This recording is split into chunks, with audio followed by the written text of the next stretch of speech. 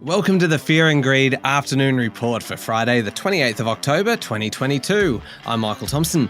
Every afternoon, we've got the 5 stories that happened today that you need to know about, so let's jump into it. Story number 1, the S&P ASX 200 finished the day down 0.9% to 6,786 points. There has been a lot going on this week with the federal budget and surprisingly high inflation figures, yet the ASX actually finishes higher than where it started the week with a weekly gain of 1.6%. The big story today was really all about the iron ore companies, but we'll have a bit more on that in a moment. Today, the major banks were higher while CSL ended lower. The retailers were mixed, though Wesfarmers closed down more than 1%. Other strong performers among the large caps included Toll Road Group Transurban, property giant Scentre Group and Suncorp.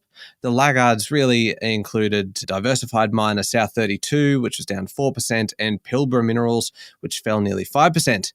On to story number 2, and it is related to markets. I mentioned this before. Iron ore prices have fallen to their lowest level in more than 2 years on growing concern over steel demand. Iron ore is the main ingredient for steel, and its price fell towards $80 a tonne, about 50% below its peak back in March.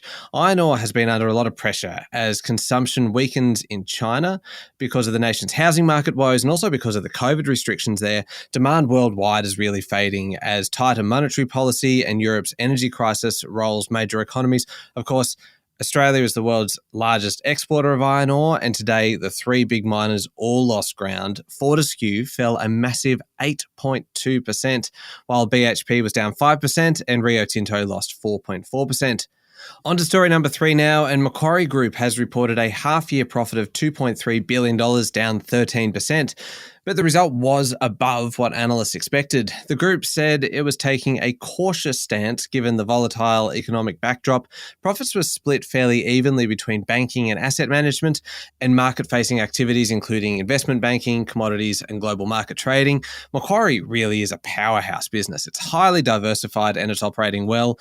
It is the 8th largest company on the ASX, worth $64 billion, with only the big 4 banks, BHP, CSL and Woodside Energy in front of it.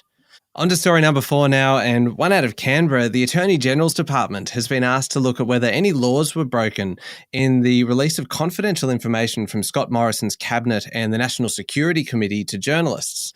According to AAP, the book Plagued, which was written by News Corp journalists Simon Benson and Jeff Chambers, contains detailed information about how Mr. Morrison, as Prime Minister, dealt with the COVID-19 pandemic. It also includes a number of security challenges, including China, nuclear submarines, and the Russian invasion of Ukraine.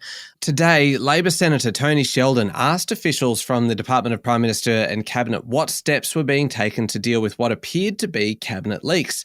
The deliberations of Cabinet and its various committees are normally considered confidential. And finally, on to story number 5, Elon Musk has started cleaning house at Twitter, firing at least 4 top executives in his first few hours of owning the company, according to reports in Bloomberg.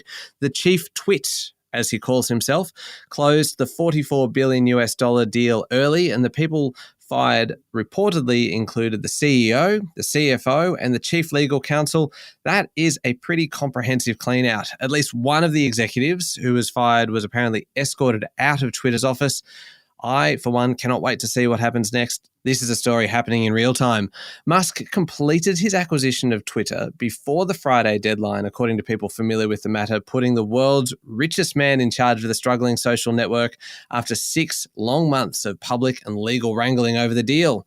That's it for the afternoon report for Friday, the 28th of October, 2022. Sean Aylmer, Adam Lang and I will be back tomorrow morning with the weekend edition of Fear and Greed. I'm Michael Thompson. Enjoy your evening.